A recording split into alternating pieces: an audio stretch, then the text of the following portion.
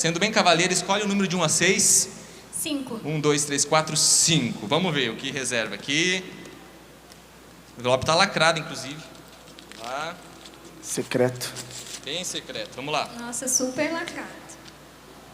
O que dizer sobre essa afirmação acompanhada de uma interrogação? Feminismo, a salvação das mulheres. Feminismo, a salvação das mulheres? Por favor, Padre Paulo. Em seguida, o professor Felipe vai nos ajudar nesse esclarecimento. Vejam, na realidade existem dois feminismos, não é? Um feminismo que começou muito bem. O feminismo, o primeiro feminismo, que a gente não precisa colocar a palavra ismo, porque geralmente os ismos são sempre meio negativos, né? São sempre ideologias. Foi um movimento histórico de emancipação da mulher. E uma das grandes forças que emancipou a mulher na história da humanidade foi o cristianismo. Pouca gente se dá conta que no Império Romano, quando Jesus veio ao mundo, no Império Romano, como em outros impérios que vieram antes do Império Romano, a mulher ela é propriedade do homem, né? O pai de família, em latim, pater familias, ele era propriedade da mulher, ele tinha propriedade sobre a mulher e os filhos, ele podia matar a mulher. Quando chega o cristianismo, e o cristianismo começou a ser evangelizado, um dos grandes sociólogos, estudiosos do cristianismo, Robert Stark, ele notou, ele não é cristão, né? Inclusive assim, ele tem uma grande admiração pelo cristianismo, ele diz, olha, eu não consigo crer, eu tenho uma pena, né? A gente pode até rezar por ele, eu não consigo crer. Ele disse assim, uma das grandes forças propulsoras do cristianismo foram as mulheres no início, porque as mulheres viam que com o cristianismo elas eram tratadas como seres humanos. Então era de todo interesse que os maridos se convertessem. Por quê? Porque tinham um upgrade, elas eram melhor, mais bem tratadas, né? Muita gente diz, o cristianismo, o catolicismo usa a mulher como se fosse um objeto. Gente, vamos lembrar que a criatura, a Igreja Católica prega que a criatura mais perfeita que existe é uma mulher, é Nossa Senhora. Quantas santas, quantas mulheres foram colocadas como luminar na história da igreja? Portanto, não objeto, não animais. Acontece, porém, que com 1500 anos de cristianismo, houve um fenômeno chamado renascimento. E o renascimento, na verdade, a gente deveria chamar de remorrimento, porque foi um ato de morrer de novo. Por quê? Porque o que voltou foi o paganismo. Voltou a escravidão dos negros que nós vimos no Brasil acontecer. Voltou uma série de coisas negativas, e uma delas é que as mulheres voltaram a ser consideradas, como eram consideradas pelos pagãos, objeto descartável. Seja, por exemplo, durante a época do cristianismo medieval, o rei era coroado, mas a mulher, a rainha também era coroada, junto com o rei. Durante a Idade Média veio o renascimento, o remorrimento, você vai ver renascimento do paganismo. Agora só o rei é coroado, a mulher não é nada. As mulheres vão para o escanteio.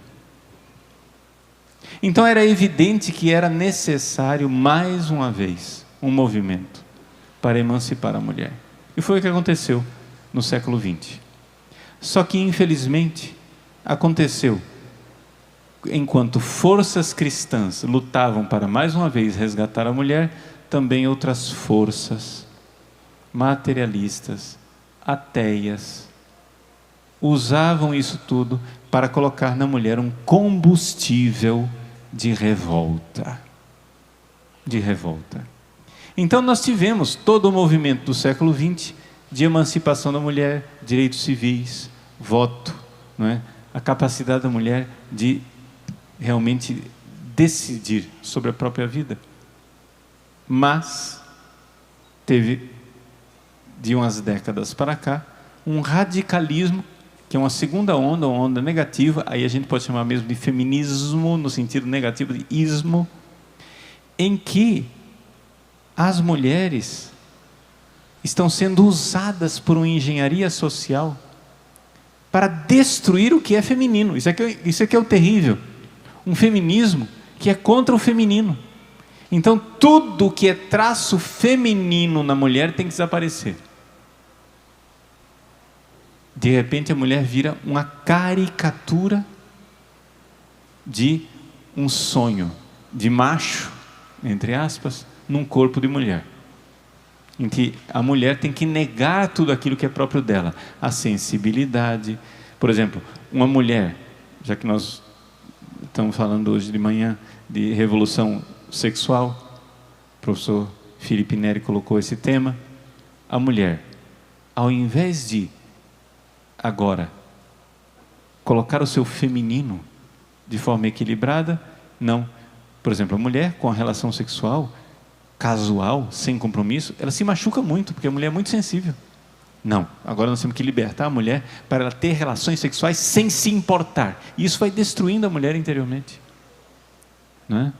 Não que o homem possa ter relação sexual sem se importar, mas é que para a mulher isso é muito mais grave, no sentido de que é muito mais lesivo. Isso causa machucados no interior dela. Professor. Sobre a questão do feminismo, nessa segunda parte que o padre estava falando, o que eu acrescentaria, para ver como é presente e atual. O presidente da Colômbia, ele parafraseou uma feminista já de longa data, Simone de Beauvoir, onde ele dizia: ninguém nasce homem. Ela escreveu, né, dizendo: ninguém nasce mulher.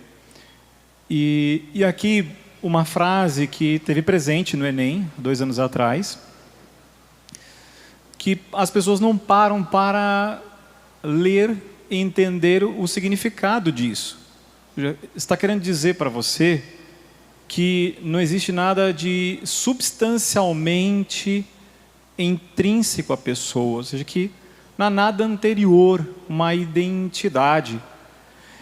A negação disso não é apenas teórica em um livro de uma pessoa que há 40, 50 anos atrás escreveu.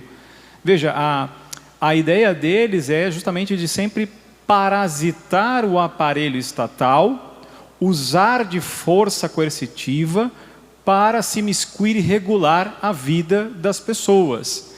Então, por isso, vocês não estranhem em ver na internet países criando dificuldade nos relacionamentos interpessoais. Ou seja, uma pessoa lá, como eu comentava de manhã, para quem não acompanhou, ou seja, imagina, a França aprova que não pode chamar uma mulher de senhorita, porque ali você está falando do estado civil, aí ela é passível de bullying, porque o homem olha para ela como se ela não é casada, então pode ser, enfim, passar por um abuso, alguma coisa assim. E inúmeros países começam a seguir estas ideias, não é porque eles de um dia para o outro acharam bonito, ou acharam que queriam lutar por aquela sociedade igualitária, que assim era o que falavam que queriam buscar. Não, na verdade é porque essas pessoas estão dentro desses setores tentando fazer isso. O maior problema que eu vejo no feminismo é que o feminismo radical, que nasceu daquele socialismo utópico, é que eles conseguiram um avanço. Eu vejo que eles conseguiram introjetar aquela estrutura para dentro do ser humano, e aí ele fica lutando contra a sua própria natureza.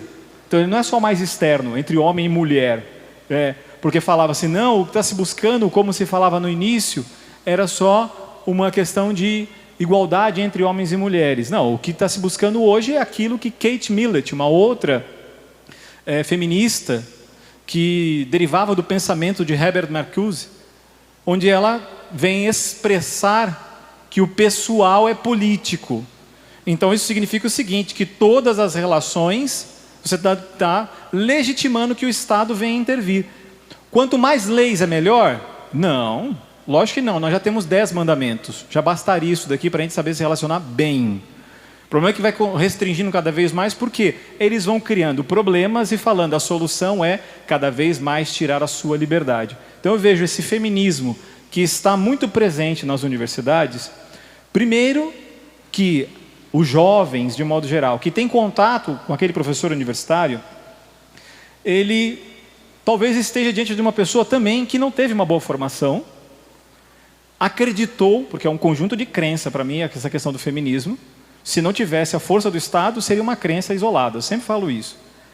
Então, esse é o problema, porque aquele professor fala e ele tem empatia, aí a gente gosta dele, adere, e aí eu já sou seu inimigo.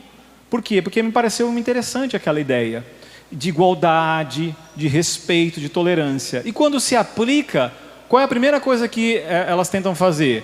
Bom, desconstruir, desmontar a natureza humana, e aí começar a restringir todo mundo que pode falar favorável a uma identidade e a uma natureza humana. E eu estou falando aqui de uma questão filosófica, não estou falando simplesmente, como alguns querem falar, já sei, você é religioso, porque é o que eles querem fazer para te silenciar.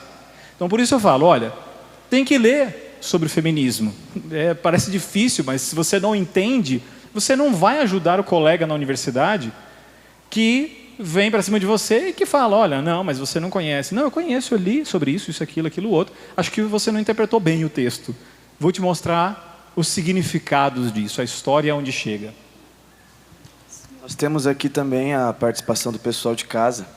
E o José Anício, ele fez uma pergunta diante da foto que nós colocamos no nosso Instagram, @RevoluçãoJesus. Você que está em casa também pode comentar e colocar a sua pergunta.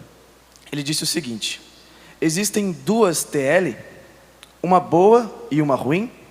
Existe uma teologia da libertação boa? José Anício, do Rio de Janeiro. Veja, acho que é importante quando a gente discute as coisas, sempre definir o que é que nós estamos discutindo. Não sei se vocês notaram, nós colocamos o tema do feminismo. Mas, para responder feminismo, eu primeiro distingui o que é essa palavra. O que está por trás dessa palavra? Existe uma coisa boa atrás da palavra feminismo, que é uma luta para a emancipação da mulher, e existe uma coisa ruim por trás da palavra feminismo, que é um movimento revolucionário marxista que entrou na luta para colocar a mulher contra os homens e depois, gostei muito da fala do professor Felipe, quando ele disse, colocar a mulher contra a própria mulher, uma divisão interior. A mulher contra a mulher. Ou seja, o marxismo vive de luta. Não é? Se não tiver uma luta, se você não estiver fazendo alguma coisa de luta, o negócio não vai para frente. Então, a mesma coisa com relação a essa pergunta a respeito da teologia da libertação. Vamos definir teologia da libertação. Não é? Se você não define os termos, então não dá para a gente. O que é teologia da libertação? Se teologia da libertação significa, não é, uma teologia que a partir da doutrina social da igreja quer realmente colocar em prática, não é, à luz do evangelho aquilo que é a moral cristã no âmbito social, então esta libertação é excelente. Por quê? Porque de fato, como nós mesmos estamos vendo, nós precisamos ser libertos de muita coisa. Tá? Nós precisamos ser libertos das ideologias. O professor Felipe Neri colocava, né, das universidades, ou seja, qual é o maior motor de produção de ideologia que existe na história da humanidade? Chama-se universidade. Ou seja, as universidades não estão produzindo somente ciência. Elas estão produzindo também ideologia. Elas produzem, replicam, transmitem, de tal forma que quantos de nós vemos que pessoas boas, boníssimas, que criam em Deus, de repente entram na universidade, já entra aquele veneno, e a pessoa se afasta de Deus. Porque, aí eu estou falando de, na verdade, nós estamos falando não de libertação, Nós estamos falando de você tira aquilo que é a identidade da pessoa para acorrentá-la numa ideologia.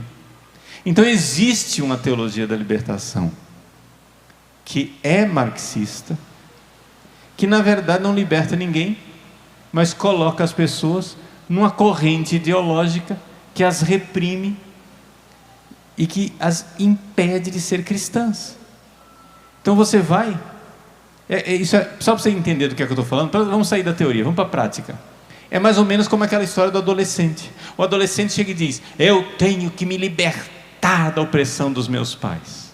Então ele entra na turma dele, adquire vícios de drogas, de sexo desordenado, vícios e compulsões cada vez mais graves. Ele se livrou. Ele era, aspas, limitado pelos pais com bons e paternos conselhos. Agora ele está sendo limitado por si mesmo, pelas correntes dos vícios nos quais ele entrou achando que estava se libertando. Na verdade ele foi lá, comprou uma corrente e se amarrou. Me libertei dos meus pais. Como você se libertou? Faz o seguinte: se livra agora da maconha, se livra da cocaína, se livra do álcool desregrado, se livra do sexo desregrado, se livra agora dessas influências maléficas nas quais você entrou. Eu me livro na hora que eu quiser. Experimenta. Você na verdade comprou correntes. É evidente, né, que então existem duas libertações. Uma libertação verdadeira, e essa verdadeira teologia da libertação, que é o ensino da teologia a partir da luz e da doutrina social da Igreja do Evangelho, e existe uma libertação ideológica, que é aquela que sai da boca dos marxistas, que na verdade querem tirar você do cristianismo e acorrentar na ideologia marxista, usando as forças irracionais do sexo desregrado, das drogas e da revolta e da irascibilidade, que na verdade são novas correntes.